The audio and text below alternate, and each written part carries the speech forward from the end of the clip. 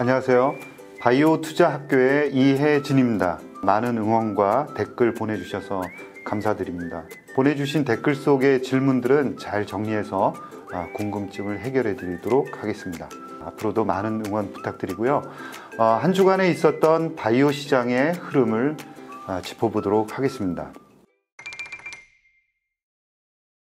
간략하게 지난주 미국 시장을 보면은 FRB 인사들이 기준금리 방향은 인플레이션 지표에 달려있다라고 말하면서 금리 인하 시점에 대한 컨센서스를 만들지 못했습니다. 금리를 0.25냐 아니면 0.5% 올릴 것이냐라는 논쟁을 아직도 이제 하고 있는 상황이다라는 말씀을 먼저 드리고 싶고요.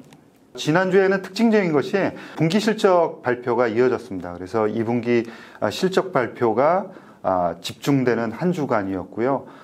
헬스케어 바이오 주가에도 커다란 흐름을 이제 포착할 수 있었는데 일라이 릴리라든가 노보노디스크, 그다음에 머크 같이 양호한 실적을 발표한 대형주를 기준으로 해서 주가도 상당히 탄탄한 모습을 보였다라고 말씀드릴 수 있고요. 바이오텍도 전체적으로는 실적 발표가 좋았다 이렇게 이제 말씀드릴 수 있습니다. 감축 경영을 한 게 꽤 오래됐죠. 한 2년 정도 비용을 절감해서 오는 그런 상황이 이어지고 있는데요. 그래서 예상치 대비해서는 대부분이 아웃퍼폼하는 그런 양호한 실적을 보였습니다. 그러나 시장에서는 평가하기를 큰 적자 흐름이 이어지고 있기 때문에 그런 점을 부정적으로 보면서 주가도 마찬가지로 부진한 흐름을 보였다라고 정리할 수 있을 것 같고요. ETF 아크지하고 엑셀비 두 개로 이제 나눠서 보면 소형 바이오텍이 많이 들어가 있는 아크지 같은 경우에는 지난주에 3.8% 정도 주가가 하향하는 그런 모습을 보였습니다. YTD 연초 대비해서는 23% 정도 상승하는 흐름을 보였지만 단기적으로는 조금 주춤하다. 조금 전에 말씀드린 대로 분기 실적이 약간 부정적으로 영향을 미쳤다라고 볼 수 있고요. 그 다음에 대형주 중심인 엑셀비 같은 경우에는 한 주간에 1.5% 정도 올랐습니다. 그래서 연초 시작할 때는 135달러 정도에서 시작을 했는데 정확하게 연초 시점 135달러 정도를 현재 기록하고 있다라고 볼 수 있고요.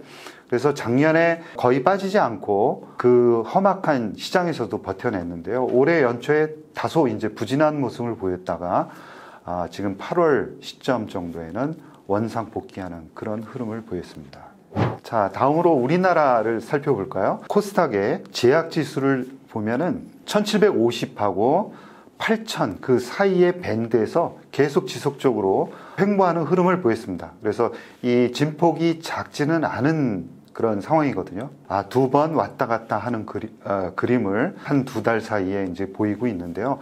8000이라는 그런 마의 장벽을 위로 돌파하는 그런 모습을 보이기도 했습니다. 더군다나 약간 긍정적으로 볼 수 있는 것은 거래량이 늘어났다는 점이에요. 바이오 투자하는 그런 분들의 관심이 어느 정도는 집중되고 있다 이렇게 볼 수 있고요. 지난주에도 말씀을 드렸지만 8월 초에 바이오 관련한 액티브 ETF가 발매가 됐습니다. 그리고 그 자금이 유입되는 흐름도 상당히 양호해서 자금을 이제 소화하는, 그러니까 수급을 개선하는 효과가 있을 뿐만이 아니라 바이오 쪽에 투자자들의 관심을 집중시키는 그런 효과도 있었다라고 평가할 수 있을 것 같습니다. 단 지금 미국에서의 그 금리 흐름은 아직까지 정리가 되지 않았죠. 그래서 제가 늘 드리는 말씀이지만 본격적으로 오르기 위해서는 금리가 어느 정도 시점에서는 하향 안정될 것이다 라는 컨센서스가 형성되는 게 대단히 중요한데 아직까지 그 컨센서스는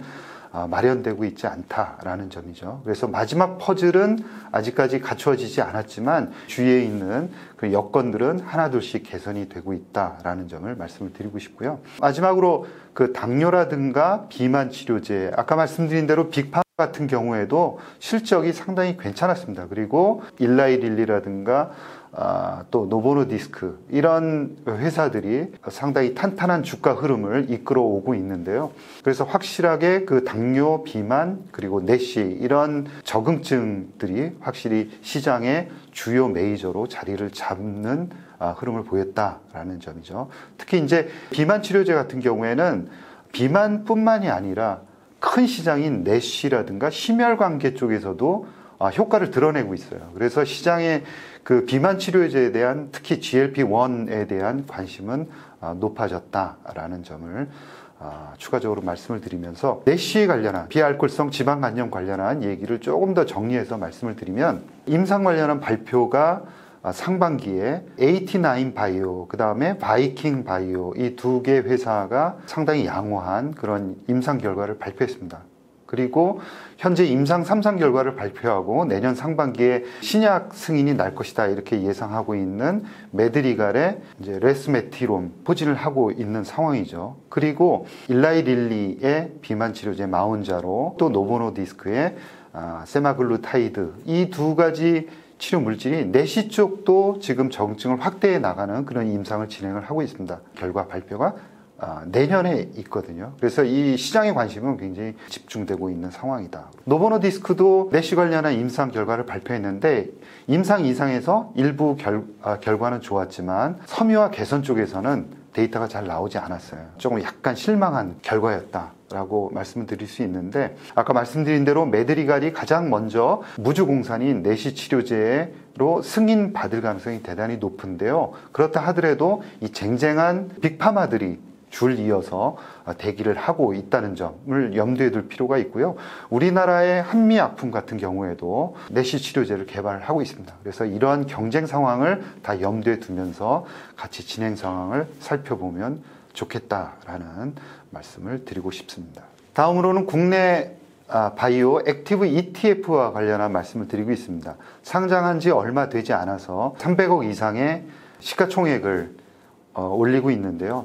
일단 바이오 주식을 액티브하게 운용한다라는 그런 점은 굉장히 높게 살 수 있다라고 말씀드릴 수 있고요. 이 액티브하게 운용한다라는 전략 그리고 ETF라는 포장 이 두 개가 합쳐지면서 어느 정도 시장에 관심을 받고 있다라는 점을 말씀드릴 수 있을 것 같습니다. 그리고 우리나라 같은 경우에는 액티브 전략이 패시브 전략보다 더 유효한 게 글로벌 경쟁력을 갖추고 있는 회사들이 그렇게 많지는 않기 때문에 경쟁력을 갖추고 있는 회사들 몇몇을 골라서 중점적으로 투자한다라는 전략은 굉장히 주요하다라고 볼 수 있을 것 같고요. 최근에 금리가 어느 정도 정점에 도달한 거 아니냐, 그리고 향후에 바이오는 어차피 성장할 산업이긴 하지만 아직까지 공부를 하고 그렇게 투자를 하기에는 굉장히 좀 부담스럽다라고 생각하고 있는 투자자들이 집중적으로 관심을 보이고 있다라고 말씀드릴 수 있을 것 같습니다. 들어가 있는 종목들의 그 내용을 본다 그러면 글로벌 경쟁력을 갖춘 회사들, 즉 유한양행이라든가 삼성바이오로직스, SK바이오팜 같은 종목들이 좀 주력으로 들어가 있고요. 그 외에도 기술력을 가지고 있는 그 업체들, 예를 들어서 알테오젠이라든가 루닉 같은 오스코텍 이런 업체들이 탑10 안에 들어가 있고요. 이 탑10 안에 들어가 있는 종목들의 비중을 살펴보면은 전체 50% 이상을 상회하고 있습니다. 그래서 어느 정도는 충분히 액티브 펀드로서의 엣지는 주고 있다라고 평가할 수 있을 것 같습니다. 특히나 이제 금리를 살펴볼 때에도 아직까지 금리가 어느 시점부터 떨어질 것이다 라는 그런 컨센서스는 형성되지 않았습니다. 그러나 이제 고점에는 도달하고 있는 거 아니냐라는 그러한 컨센서스는 있는 거죠. 전체적으로 볼 때는 이런 바이오에 투자하기에는 적절한 시점이지 않을까라고 생각을 할 수 있을 것 같습니다.